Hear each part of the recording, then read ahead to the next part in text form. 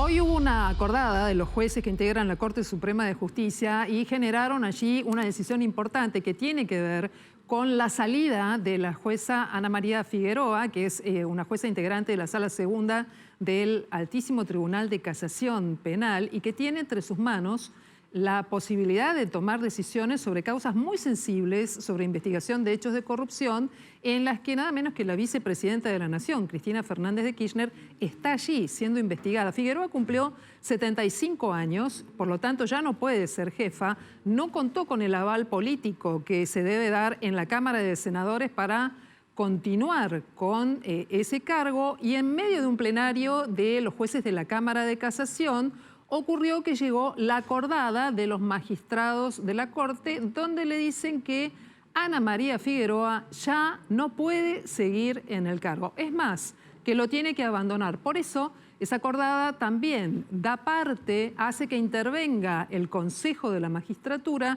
para que de esta manera ya pueda hacerse efectivo ese alejamiento. Por supuesto, lo que viene de aquí en adelante no solamente tiene que ver con el cumplimiento efectivo de que la doctora Figueroa abandone allí su cargo en casación, sino que además se produce un sorteo. De hecho, algunas fuentes sostienen que ese sorteo ya se produjo para saber cuál va a ser el juez o la jueza de casación que eventualmente tenga que llevar adelante estas investigaciones que son muy sensibles y que, por supuesto, cualquiera sea el avance en la investigación, va a tener una lectura política. De hecho, esta noche, cuando uno consulta las distintas fuentes para saber qué impresión ha generado esta decisión de los integrantes de la Corte Suprema, bueno, esa respuesta política no aparece en la gente de Unión por la Patria, no aparece dentro del peronismo. Sí, en cambio, aparece entre los senadores de Juntos por el Cambio,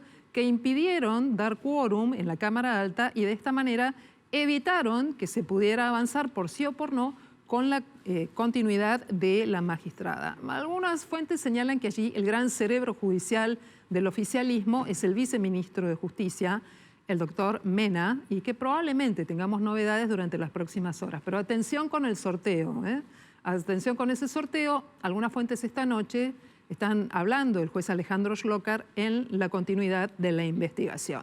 Vamos a hablar de varios temas que tienen que ver con la política, con la campaña. Esta noche le agradezco especialmente a Constanza Massina, que es doctora en ciencia política, que nos acompañe esta noche, porque bueno, la justicia se mete en el plano de la política, ¿no? De alguna manera. Los equipos judiciales están allí, todos queremos saber qué va a pasar, no solo con los económicos, sino también con los judiciales. ¿Tenés alguna lectura en particular del fallo de la Corte en relación a la jueza Ana María Figueroa? En este contexto de campaña siempre me pregunto, Bueno, primero muchas gracias por la invitación, Silvina. Mira, hay un tema acá que es importante, que no tiene que pasar desapercibido, y es esa comisión de acuerdos. El Senado tiene una comisión de acuerdos donde justamente se tratan los acuerdos para altos cargos militares, para embajadores y también para el tema de los jueces. Esa comisión es una comisión que rara vez es estudiada y es una de las comisiones, yo te diría, al lado de presupuesto, por ejemplo, de las más importantes que tiene el Senado. ¿Y por qué digo que es de las más importantes? Porque ahí se juega en gran medida el control que el Senado, ¿no?, en tanto representantes de las provincias, tienen sobre el Poder Ejecutivo, porque ahí se decide el acuerdo que se da al Poder Ejecutivo, te decía, en el caso de embajadores, altos cargos de Fuerzas Armadas y también para el caso de jueces federales. Desde la ciencia política esto tiene una respuesta también, que es lo que se llama la defección estratégica. Y esto está estudiado cuando un gobierno ya está flojo, ya está saliendo y no tiene posibilidad de ser reelecto. Hay un estudio que es de Gretchen Helmke que marca cómo los jueces de la Corte Suprema, específicamente los argentinos, porque hizo el estudio sobre la Argentina, empiezan a fallar en contra del partido del gobierno saliente. Del poder de turno. Del poder de turno, exactamente, cosa que podríamos haber visto que a partir del 2011, por ejemplo, esto claramente no hubiera pasado, ¿no? Es decir, dentro de este contexto de campaña donde uno puede pensar que en esta elección de tercios, ¿no?, estamos jugando a a ver quién finalmente gana, ¿no? Porque al final del día es una elección de tercios y cualquiera está en posición de poder ganar. Pero vos fíjate la señal que está dando la Corte. La Corte te está diciendo que este gobierno, particularmente Frente de Todos, kirchnerismo, Unión por la Patria, no tiene posibilidades de ganar y por eso están sacando este fallo justamente. Digo, esto no lo digo yo, esto está estudiado por este autor que se... En definitiva, termina siendo también un juego de poder. Claramente, claramente, y además porque vemos en el último tiempo me refiero a los últimos años y por lo menos 20 años, lo que es la judicialización de la política y la politización de la justicia, ¿no? Que son dos cosas que van de la mano. Pero vos fíjate, el día de la votación, ¿se acuerdan? En Ciudad de Buenos Aires, la jueza con competencia electoral, Servini de Cubría, también se estaba metiendo en el sistema de votación de la Ciudad de Buenos Aires. Entonces digo, ahí también tenés permanentemente cómo la justicia se mete en temas políticos y cómo la política, obviamente, también sobre la justicia. Y en esta campaña electoral, ¿vale todo? Estábamos viendo hace un ratito aquí en el programa a Javier Milei, el candidato más votado en las últimas PASO, llamando de una manera muy particular a los adversarios, pero no a los adversarios. Bueno, él inventó el tema de casta y le ha rendido, por lo menos aquí, en un sector de los votos que ha obtenido, pero a sus pares, a los economistas, a adversarios que están en otra organización política. Y los ha llamado de una manera muy descalificadora. ¿Vale todo? Esto decimos en la calle, ¿esto le garpa a Milei? Mira, en la política argentina vale todo y sobre todo en las campañas hace muchísimos años. Acordate la campaña de Herminio Iglesias, allá por el 83, ¿te acordás que quemó? Bueno, el cajón. El cajón. El ataúd, sí, el ataúd. La campaña de Menem, con el síganme, no los voy a defraudar. Ajá. Y a partir de ahí, sobre todo desde los años 2000 para acá, lo que tenemos es un alto grado de denostación del otro, que es en gran medida hijo de la grieta, ¿no? Esto del descalificativo permanente sobre el otro.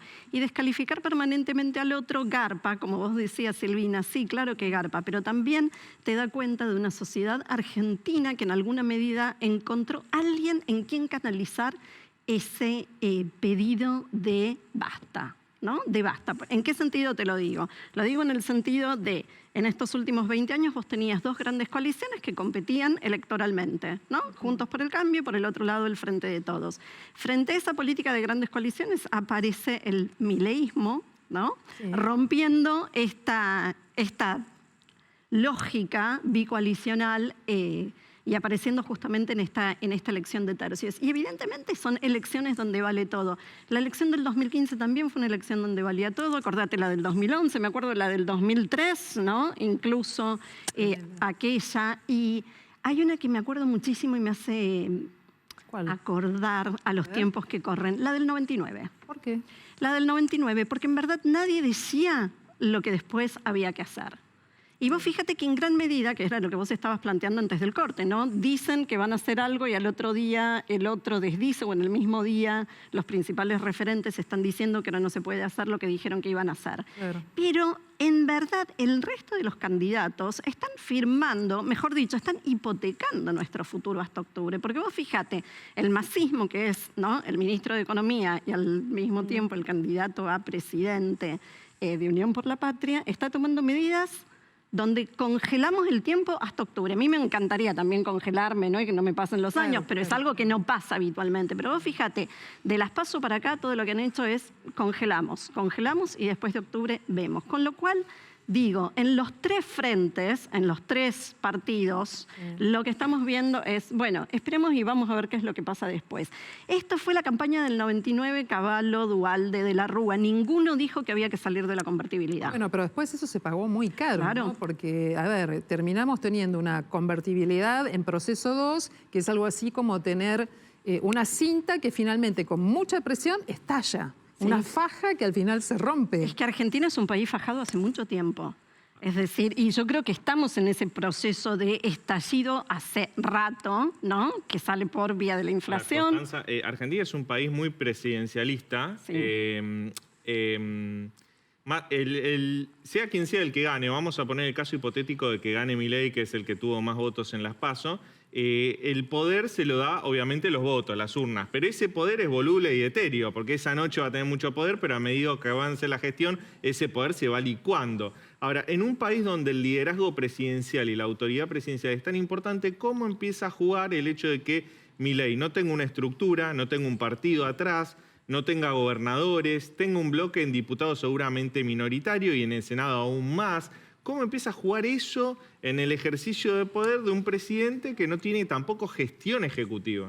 Bueno, ese es un enorme desafío de los tiempos que se vienen en el caso de que gane el candidato de La Libertad Avanza, que al día de hoy yo estoy más preocupada por cómo llegamos que por el día después. Déjame que dentro de algunas semanas me preocupe por el día después. Claro. Pero en lo inmediato es esto que él decía. A ver, en la configuración del poder en la Argentina, primero tenés que es un país federal, por lo tanto el poder de los gobernadores es muy grande, y ahora si querés vamos al tema de Quintela y la coparticipación. Y por otro lado tenés el rol del poder legislativo, ¿no? Y cómo va a jugar el poder legislativo. Pero lo que vos decías, que él no cuenta o no va a contar, supongamos que se repitieran los resultados, tendría unos 40 diputados, no llega, está a 80 prácticamente del quórum. Pero ¿cuál es ahí, me parece, la cuestión? Dos cuestiones, mejor dicho, dos cuestiones te abro. Una que es la renovación parcial de la Cámara. ¿Qué significa la renovación parcial de las dos cámaras? Argentina es el único país del mundo donde tenemos renovación parcial en las dos cámaras. ¿Y esto qué significa? Lo traduzco. Significa que el cambio de preferencias de los votantes no se refleja en el poder legislativo. Y ese cambio de preferencias de los votantes, obviamente, históricamente, del 83 para acá, ha favorecido el statu quo de los dos grandes partidos políticos de la Argentina, es decir, del peronismo y del radicalismo. Esto en el Senado se vio perfecto hasta la elección del 21. ¿Querés decir que aunque eventualmente gane Milei la presidencia, va a tener un polo opositor en el Congreso Nacional, en el Poder Legislativo entero?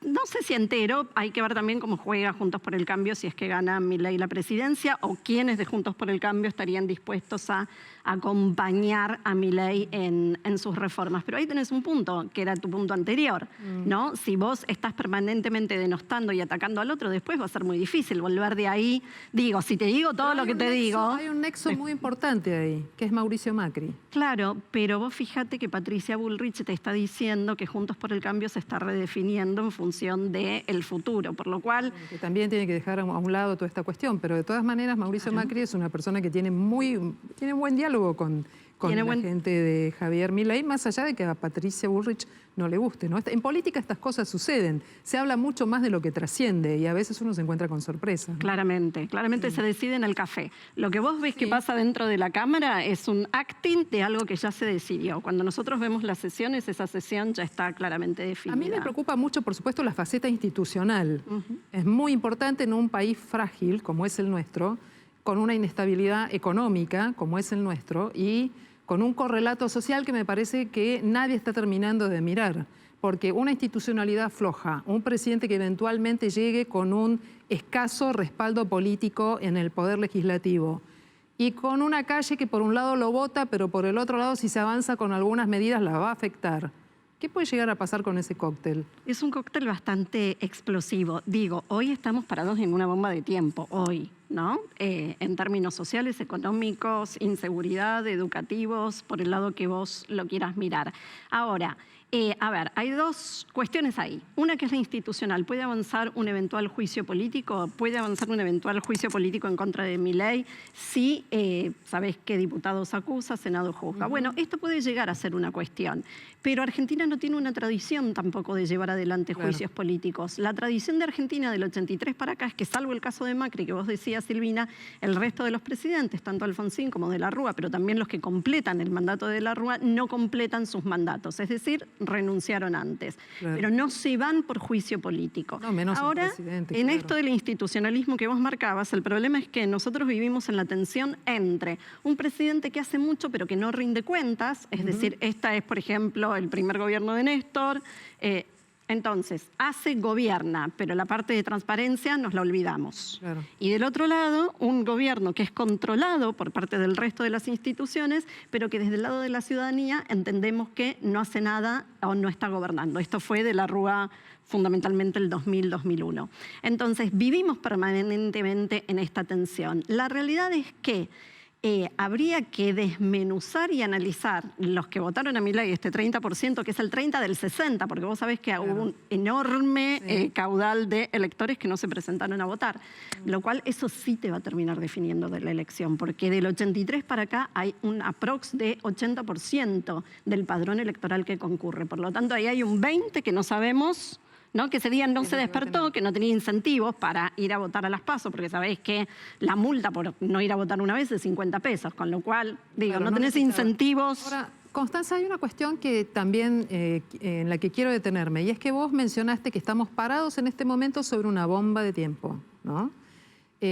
Hablamos de tensión. ¿Qué pasa si esa bomba explota? Y vos decís que todavía no estamos explotados en términos inflacionarios, estamos explotados. En términos de inseguridad estamos explotados. Yo creo que la bomba que vos estás mirando es la bomba social y es que toda la gente salga a la calle. Y eso es lo que probablemente pase en los próximos meses. ¿Pero cómo? Porque la calle tiene distintas lecturas. Claro. Nosotros somos periodistas que salimos a buscar información, pasamos muchas horas de nuestra vida en la calle, la conocemos, ¿no? Entonces, la calle tiene muchas voces. De hecho, parte de la calle lo vota Milei. Exacto. Otra parte de la calle sale a protestar para sostener programas sociales. Y la pregunta es, la otra parte... porque no puede avanzar. Sí, y la otra parte, la que no sale y no protesta, ¿qué va a pasar?